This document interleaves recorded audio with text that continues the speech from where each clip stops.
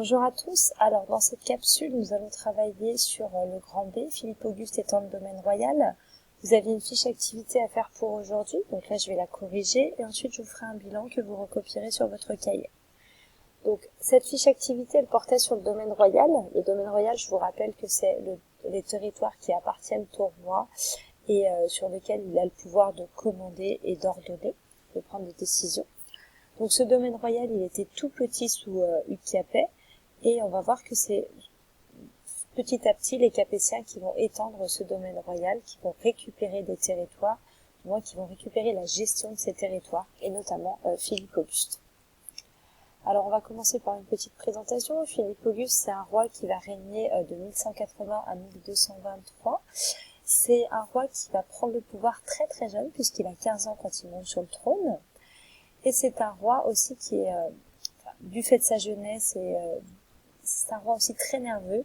Du coup, on savait pas trop si ça allait être un grand roi et finalement, il s'est avéré être un très très grand souverain. Alors quand il prend le pouvoir, Philippe Auguste, son domaine royal, il est tout petit. Enfin, il correspond au domaine royal d'Ukiapet, donc autour de Paris et d'Orléans. Alors que le roi d'Angleterre, lui, il a un très très grand domaine qui prend pratiquement les 3/4 de la France. Alors le roi d'Angleterre, il a eu tous ces territoires en prêtant hommage. Vous vous rappelez que la cérémonie de l'hommage, il a prêté hommage au roi de France pour pouvoir obtenir des fiefs. Il y a eu aussi des mariages et donc du coup avec ces mariages plus avec la cérémonie de l'hommage, eh bien les territoires anglais se sont multipliés. En 1202, Philippe Auguste décide de confisquer le fief de Jean Santerre, qui est roi d'Angleterre, car celui-ci ne respecte absolument pas ses engagements auprès du roi de France. Vous vous rappelez, quand on a fait la cérémonie de l'hommage, on a vu qu'il y avait des obligations de la part du vassal. Fidélité, soumission, conseil, mais surtout aide financière et aide militaire.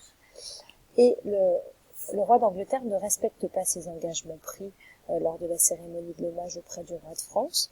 Du coup, Philippe Auguste décide de faire ce qu'on appelle la commise du fief, c'est-à-dire la confiscation, de récupérer ses terres. Alors bien sûr, ça va se faire par la guerre, parce que par les batailles, puisque Jean Santerre n'a pas l'intention de les rendre. D'ailleurs, Jean Santerre débarque à La Rochelle et ensuite monte à La Roche-aux-Moines où il va y avoir une première bataille et puis il va aussi préparer une coalition, le roi d'Angleterre va préparer une coalition avec le comte de Flandre, le Othon IV, empereur du Saint-Empire germanique, le comte de Boulogne et enfin Henri de Brabant, le duc de Brabant. Donc les quatre vont se coaliser, c'est-à-dire s'unir contre le roi de France qui est Philippe Auguste. La bataille aura lieu à Bouvines, c'est-à-dire dans le nord de la France. Elle aura lieu un dimanche. Et c'est pour ça qu'elle est restée dans les annales, c'est pour ça qu'elle est restée dans l'histoire, parce que Philippe Auguste se prépare à faire la guerre, l'empereur l'apprend, et donc l'empereur décide d'attaquer tout de suite. Sauf que le jour où il décide d'attaquer, c'est un dimanche, c'est le dimanche 27 juillet. Et à l'époque, on est très très chrétien, on n'attaque pas un dimanche. Le dimanche, c'est le jour du Seigneur, c'est le jour du recueillement, c'est le jour de prière, donc on fait pas ça. Et c'est aussi resté dans les annales parce que la coalition de ces quatre personnes, je vais le mettre après, de ces quatre personnages, eh bien cumulait 80 000 hommes, alors que Philippe Auguste n'en avait que 25 000. Donc, il y a une supériorité numérique de la part de la coalition, et donc on ne pensait pas que c'était Philippe Auguste qui remporterait la victoire. Deuxième chose, vous vous rappelez, à cette époque, le but ce n'est pas de se tuer, c'est bien de se faire prisonnier pour obtenir une rançon. Donc du coup, le but ce sera de faire prisonnier l'un des quatre personnages ou bien Philippe Auguste pour pouvoir remporter des rançons. Alors, le comte de Flandre sera fait prisonnier, le comte de Boulogne sera fait prisonnier et Philippe Auguste va juste manquer d'être fait prisonnier. Il sera sauvé par quelques chevaliers qui vont lui éviter d'être capturé, et donc du coup ce qui va lui permettre la victoire. C'est donc Philippe Auguste qui remporte la bataille de Bouvines, et je vous avais mis une image que je n'ai pas mis ici mais dans la fiche activité, où les paysans se moquaient du comte de Flandre qui avait été arrêté, qui avait été capturé et qui était emprisonné. Quand Philippe Auguste rentre, c'est un roi qui est acclamé, on l'attend, on chante, on fait la fête, on est très content que le roi ait remporté la victoire. En fait, cette bataille de Bouvines, ça a réveillé ce qu'on appelle le sentiment national.